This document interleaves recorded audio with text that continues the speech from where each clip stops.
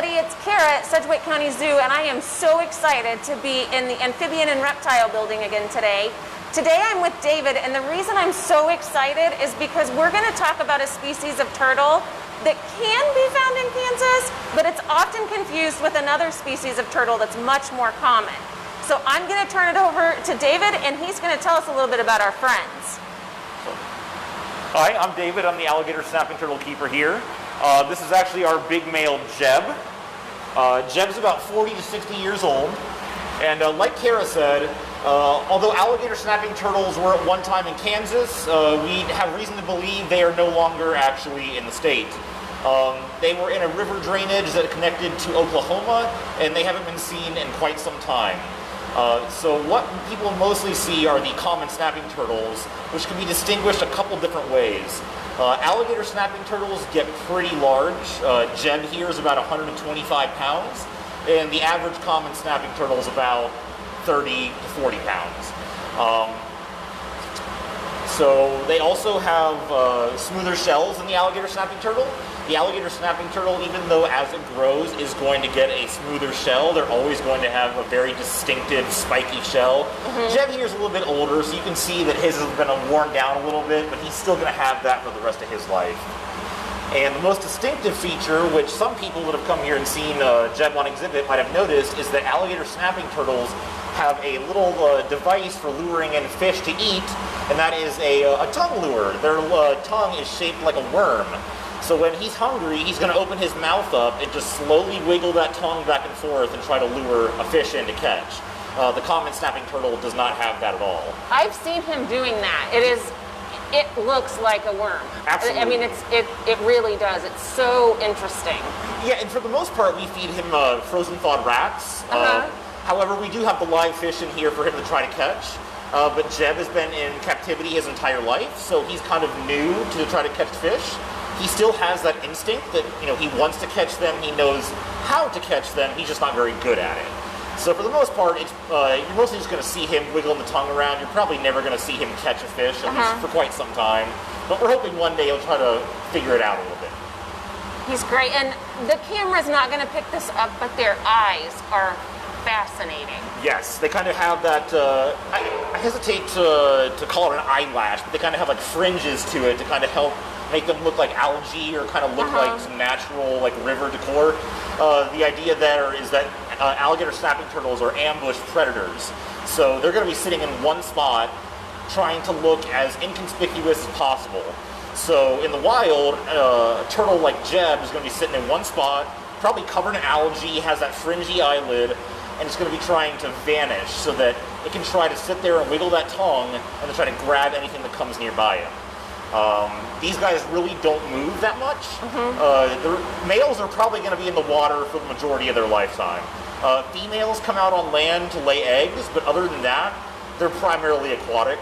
So these guys don't really want to be moving too often. And these survival strategies that we've talked about, the not moving too much, being ambush predators, they've worked well because this is not a new species. Correct. Yes. These guys have been around a long time. Absolutely.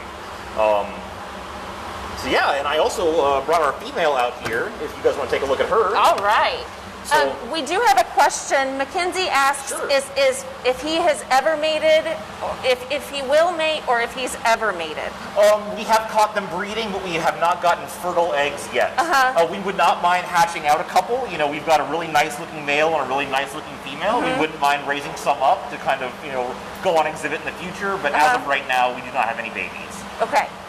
So, and then here is his mate. This is Jolene. I'll pull her out of the tub.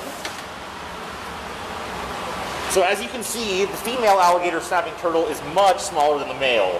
Females are only going to get to about 30, 40 pounds, whereas Jeb here is about, like I said earlier, 125, 130, and a big male can get up to 200.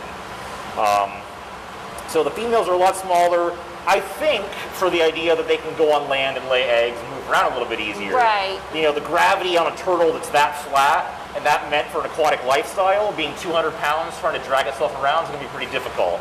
So being only about 30 pounds, trying to get up on land is going to be a whole lot easier than 200.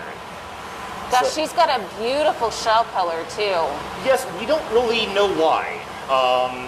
we got her as a confiscation, and we found one wild picture of a wild alligator snapping turtle that looks similar to her, but we also can't tell if that animal, was that animal released? Did somebody photograph a pet that was released? Did somebody find a population of that turtle? Was that animal a fluke? We don't really know.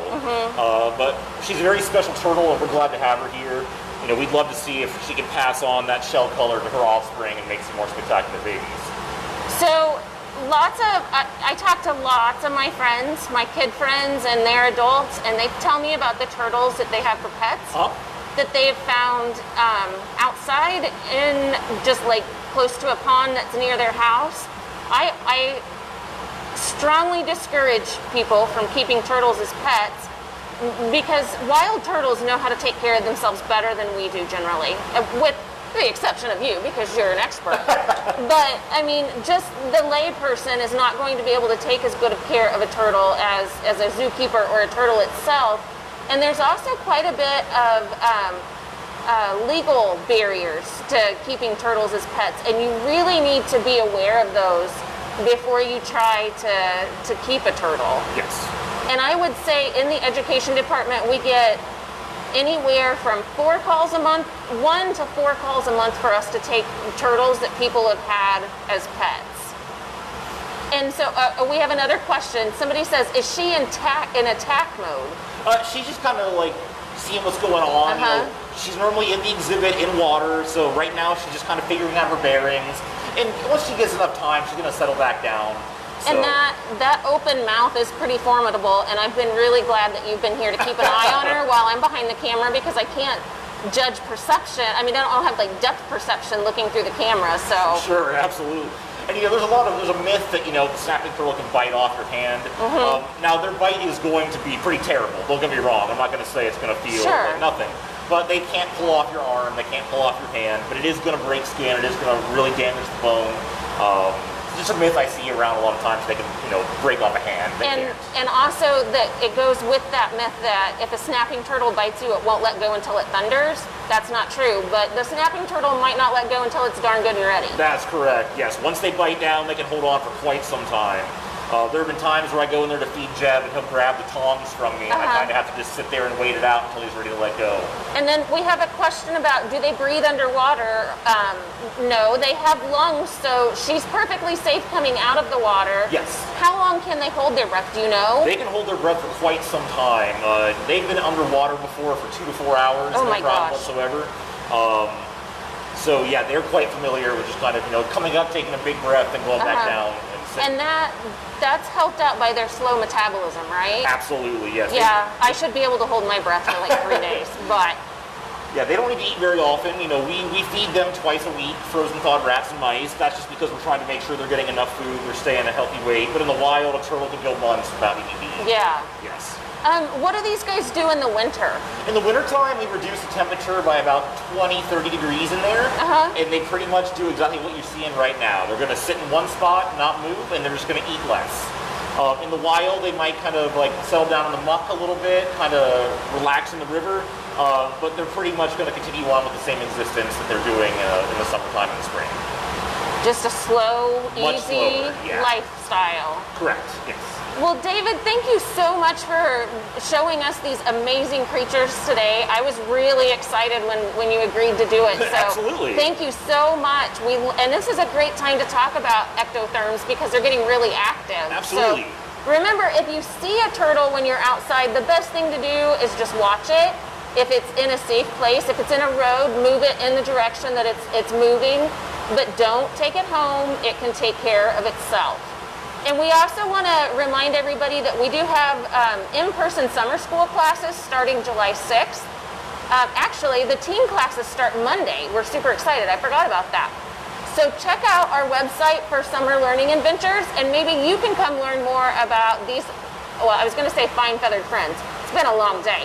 These fine-scaled friends. So thank you so much.